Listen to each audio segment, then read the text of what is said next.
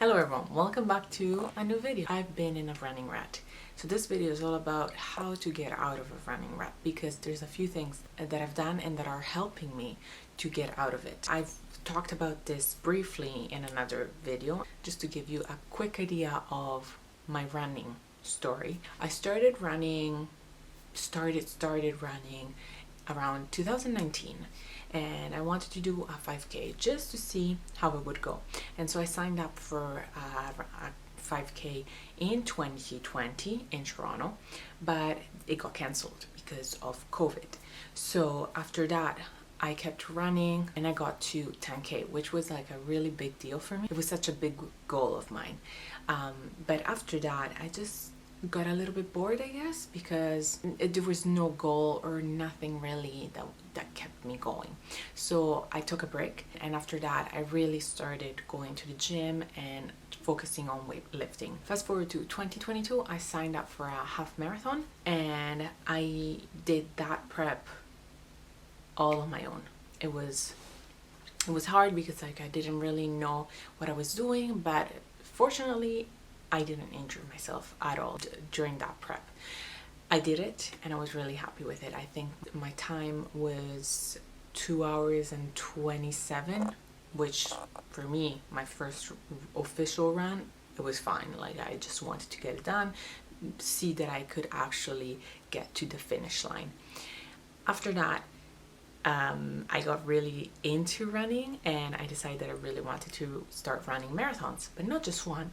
I want to run as many marathons that I can in different cities. So I signed up for my first marathon, which I actually completed on October 15th, 2023.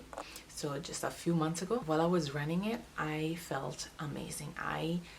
My prep for this marathon was so good. Like, I think I did improve so much, but I also was pressuring myself a lot for it. So I wasn't too sure of the outcome. I wanted to do it in less than 5 hours. So during the first half of the marathon, I was doing like an amazing pace for me. Like, I don't usually run that fast. I think it was like a 5:50 minute pace for kilometer, and after that I kind of started going slower, and at kilometer 35 I just hit a wall. But I kept going, and in the end I finished with 4 hours and 46 minutes. While I was running it, I thought, oh my god, this is so much torture. I don't know if I can do another marathon. But then when I got to the end, I sprinted towards the end.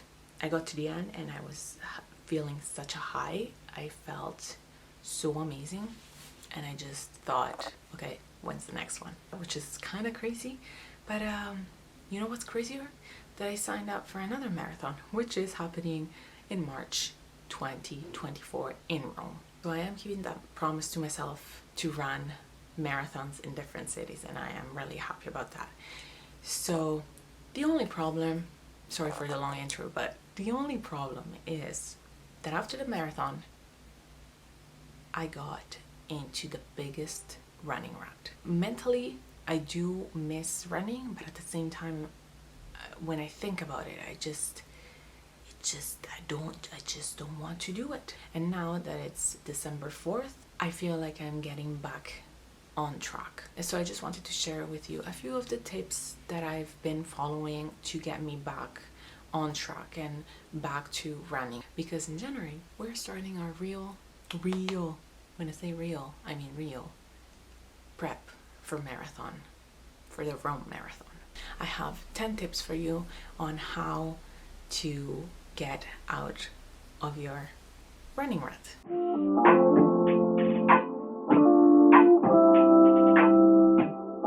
My first tip for you is take a break from running. You don't need to pressure yourself and stress yourself out thinking that you have to keep running after a big training period. So if you've been training for such a long time and then you do your marathon, your half marathon, whichever kind of race you're doing, just take a break if you feel like you can't get back to it right away. Because I feel like right after the marathon, I went for a 5k and then a 10k run, but and I was feeling pretty good about it, but then the weather started changing. It was getting to be really cold outside, and running in the cold is not the greatest for me. So I was getting very stressed about feeling like I wanted to go for a run, but I also didn't want to go for a run. And so I realized that I did need that break in between my two marathons just to focus on other things, take that break, because you won't lose your strength, you won't lose all your progress if you just take some time for yourself just to recover. And also, it's a great time to just think about what you've done. You've done like such an amazing thing. You've crushed your goal, you've done the thing, and now, you have your medal and you've done it. Celebrate yourself and your amazing accomplishment. And then you can go back to it when you feel like the time is right. My second tip for you is focus on another sport or move your body in any other way while you're taking that break from running, because you still want to feel active. I feel, for me, after that big marathon prep, and I was doing so much, I was going to the gym, I was running so many kilometers, like the distance was insane in just a week. So going from that to really bringing it down to going just to the gym, I felt like it was mentally draining me because I felt like I wasn't doing enough. But just realize that, relax your body a little bit, keep moving in any other way that you like while you're taking this break from running. Personally, I decided to focus on the gym mainly. So weightlifting is something that I'm focusing on a lot right now, and I will shift the focus to running mainly in January when my marathon prep starts. But for now, weightlifting is what I've been doing, and it's been really good for me to just switch it up a little bit, do different movements. And with that, I also added some yoga and some Pilates. So on days that I feel like I really don't want to go to the gym because the weather might be really bad outside, or sometimes you're in that mood that you don't really want to go outside, but you still want to move your body. So that's when I introduced Pilates and yoga, and it's good because you can just do like workouts at home. So having a variety of things that I've been doing has been helping me out with the idea that I'm not doing as much as I was, because I know that soon my marathon prep is going to start and that volume is going to increase again. So why not enjoy the moments when you can just relax a little bit more and take it easy, basically. My third tip for you is don't pressure yourself into getting back into running too quickly, because that's what I did. That was a big mistake I did, because I feel like it just made me anxious. It was just not the greatest thing, because then it made me dislike running even more, which I hated. I hated the idea that I didn't want to go for a run. So I just feel like I needed to, slowly get back into it. So instead of that, I started going for a walk on the treadmill, and maybe like an easy jog, just to get back into that idea that, okay, now we can get slowly back into routine. And I also had to make that switch from running outside, which is the best, I love running outside, to running inside on a treadmill, because the weather, I live in Canada, so the weather isn't the greatest for running outside, and personally I don't love the cold, so I know it would be just so much worse for me having to run outside in the cold. Don't pressure yourself, and take that time. Take the time that you need. Just focus on what your body needs, what your mind needs. My fourth point, start slowly and ease into that run. Start with an easy walk, a jog, go on the treadmill, and watch YouTube videos while you're on the treadmill to just pass the time, or go for a walk if you're in a the sun is out and you want to enjoy the fresh air. I think that not putting too much pressure on yourself physically and mentally is the best, because then you will start feeling like you're missing the runs, and you will be happy to go back to it. But slowly, just ease into it with a nice jog, or with a nice walk in the park. You could go hiking, that would be a good way of doing it, or you can go walk on a treadmill, but bring up the incline, so it's a little bit more challenging. So that's also something else that I've been doing. My fifth point for you is train your brain. Instead of focusing on the distance, focus on time.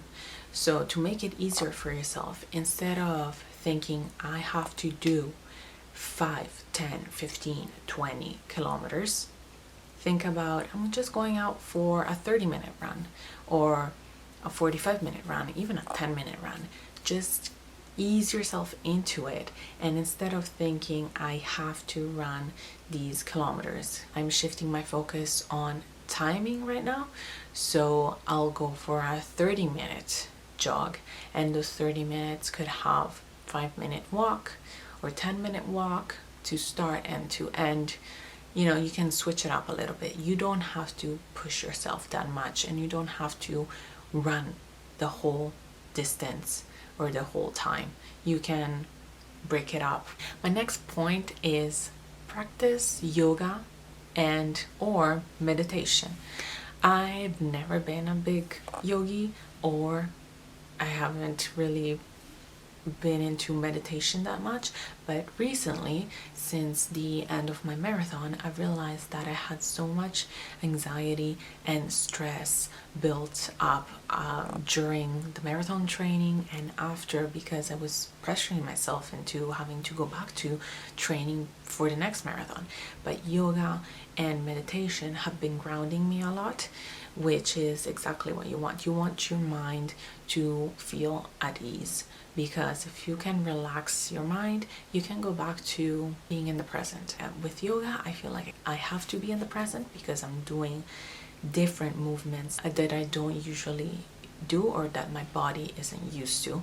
And with meditation, it helps my mind, because it helps me realize that I can do whatever I put my mind to. I just need to relax. I just need to focus on what's important, what's in front of me, what my goal is. And if you can also visualize your goal, that's such a big part of your training done already there.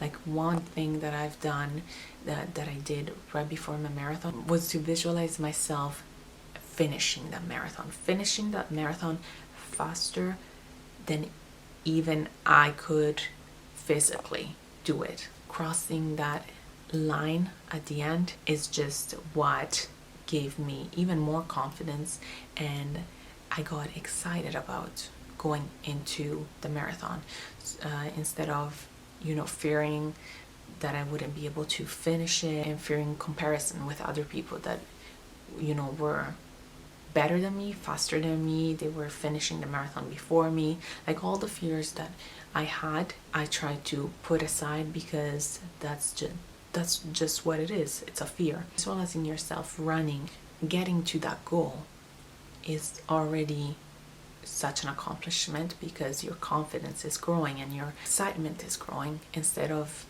leading with fear, you're leading with confidence. My advice would be to just try it out, try yoga, try meditation, and see if that helps ease that anxiety and stress that sometimes running brings up.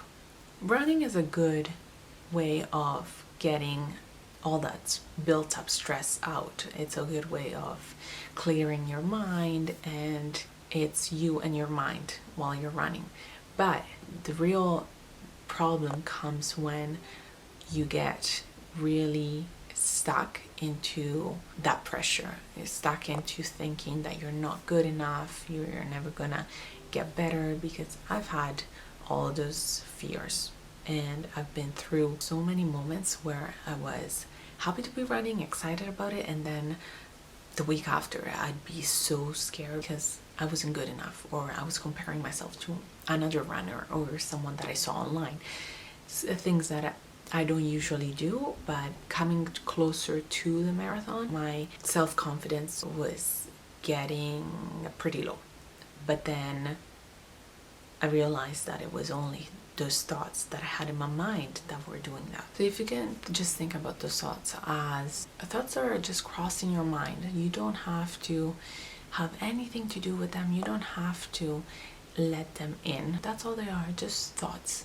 They're not important. They don't define you. And that's how meditation helps you, because you're grounding yourself and you're present in the moment instead of getting sucked into that fear and negativity.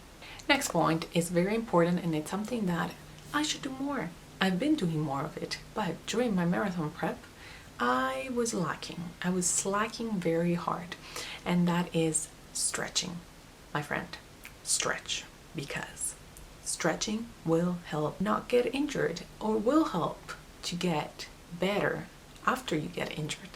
And that's exactly what happened to me. I got injured during my marathon prep, and I was so scared I couldn't do the marathon. Something happened to my ankle. Still to this day, I have days where my ankle hurts. I was off training for about a month, maybe a month and a half, and I was so scared that I wouldn't be able to be as prepared as I wanted to for the marathon. I did my stretches. I did some ankle strengthening exercises. Stretching really helped, and now that's what I'm focusing on with my weightlifting training. I love doing my warm-ups before my run, and then stretching right after the run. It's very important. And right now that I'm taking it a bit easier with my running, I stretch every day after my yoga to make it easier on myself, to remind myself to stretch. I have a routine for that, so I do it every day at the same time, and that is the easiest way to remember to do something. And I do it while I'm watching TV or listening to music, so it doesn't feel like it's a boring task, because I know that sometimes stretching it can be boring. Next point is create a new goal. And that is very important, I think, because for me at least, I know that if I really want to stick to something, I need to make it a goal for myself. And that's exactly what I did when I signed up for my second marathon. It's really important, I think, to make yourself accountable in that way, because then you know that it is something that there's something that you're working towards.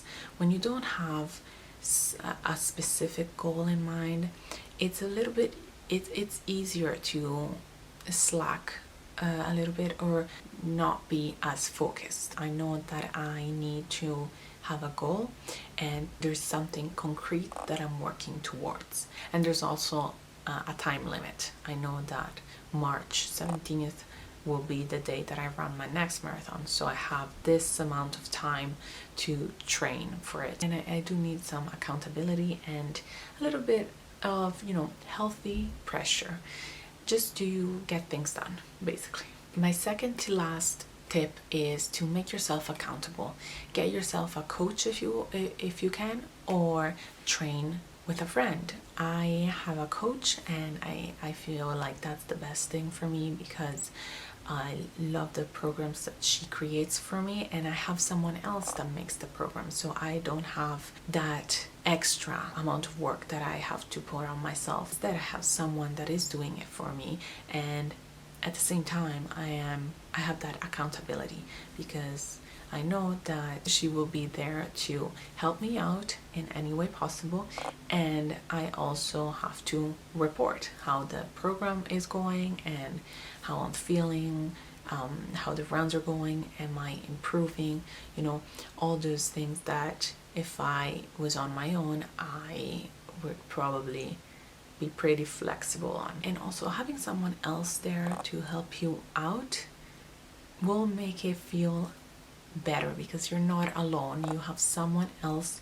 that is there on your side, and you can talk about it. You can talk about running or any other goal that you have as much as you want, because they won't get bored. I feel like I am so passionate about running and about fitness that sometimes I can be a little bit boring when I'm talking to my friends about it.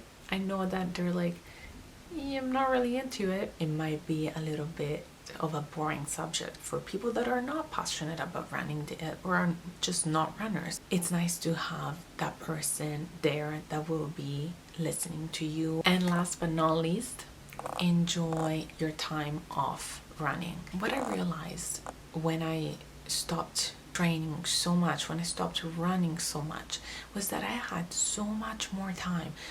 And at first that was making me feel a bit overwhelmed, because what was I doing? I'm not doing as much. I'm not running that much. I'm not exercising that much. What am I doing?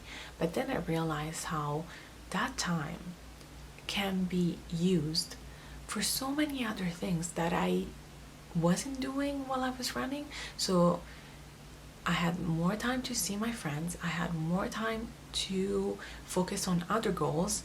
I had more time to be for myself, really. Personally, I signed up for a new course that I'm loving, so I'm studying for a new course. I have time for other kinds of activities like the yoga and the Pilates. I have more time to basically just live life in a different way. And I do miss the running, but I also know that sometimes you need that switch just to remind yourself that life changes. We have periods when we're doing some things and periods when we're doing other things. And while running was taking up a big chunk of my time during the marathon prep, I am now really enjoying the time off running and the time that I'm spending on myself, my family, my friends, and just improving or learning other skills. So don't pressure yourself and give yourself that time to invest in other aspects of your life. So these are my tips on getting out of a running rut. I hope you enjoyed this video. If you like videos like this, let me know. I'll try and make more. Soon in January I will start my marathon prep, and I'm thinking of documenting that as well. So I hope you enjoy this video. Let me know, do you feel the same way? Have you been in a running rut?